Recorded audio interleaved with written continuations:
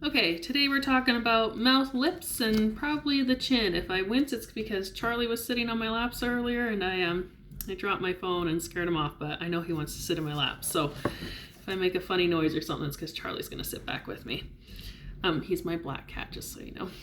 So the mouth physiologically represents your digestive system and duodenum. Psychologically represents generosity, feelings about home and safety, and sexuality. Think about like lip fillers, how women are making their lips bigger, makes them more sensual, right? The element associated with the lips is earth. So if you have a wide mouth, the corners go past the imaginary lines of the pupils. So here's the center of the pupils down. If it goes past that, like Jack Nicholson and the Joker, right? Those really wide mouths. You tend to be generous, big personality, tend to laugh a lot, make sense, ha ha ha, right? Would widen your mouth. Large appetite, love earthly pleasures, need and like attention, need to be loved, quick to forgive, emotions over logic. Now, if you have a narrow mouth, corners do not reach the imaginary lines of your pupils, right? Here's about center. So we'll see like your nasal corners here. See about that. That's really narrow mouth. You have a fragile health. Less sense of safety, introverted, easily frustrated. Find it hard to confide in others. More practical than passionate. Head rules over heart. Where was it? Find it hard to confide in others. If you have a narrow size mouth and you're tight-lipped, then you'd really be repressing your need to speak, right? You're tight-lipped and small. It's like, If your mouth is upturned, optimistic nature and cheerful, that is Paisley.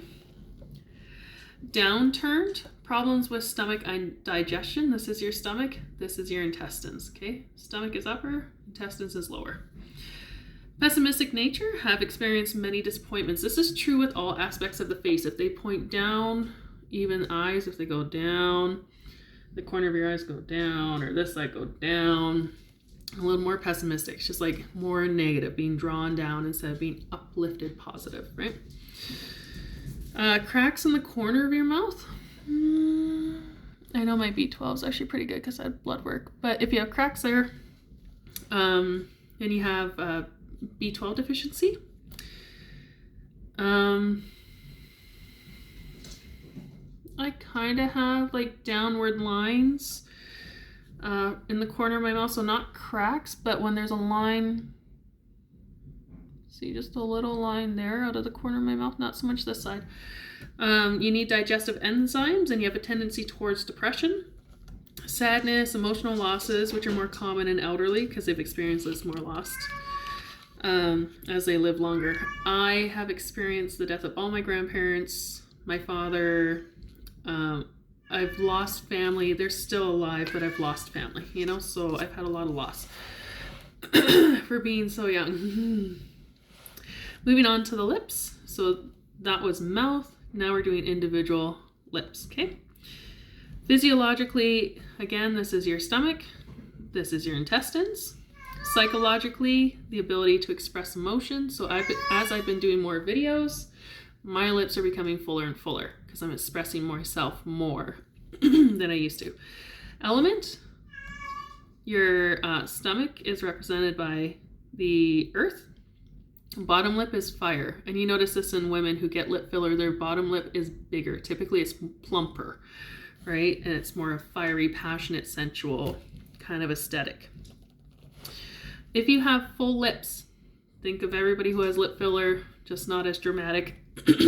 Emotionally expressive, sensual, affectionate, generous, friendly, sociable, honest, straightforward, loyal, can be hot-blooded. If you have thin lips, again, think tight-lipped, right? Your lips are being pulled thin. You don't express emotions easily, more secretive, tend to keep thoughts and feelings under tight control, intellectualize everything, focus on facts. Objectives like reason and logic, controlling, determined, persistent, decisive, terse, business-like. So you'll see this in business people. Probably lawyers, some cops, politicians. If your lips are dark, like discolored to a purpley tinge, you have poor circulation to the brain. In women with dark gums, it indicates irregular menstrual cycles. Okay. If you have a straight line between your lips when they're closed, so let's see.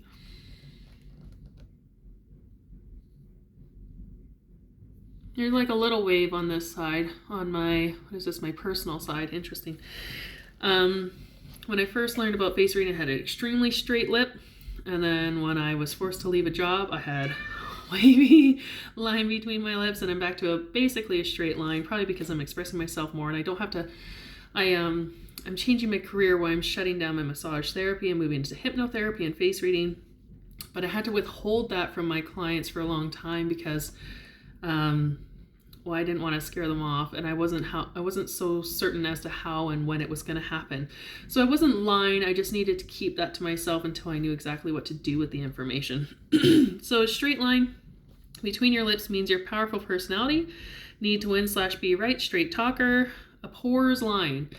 I like everybody white lies a little. I white lie a little, but I really do hate liars, and yet I dated them a lot.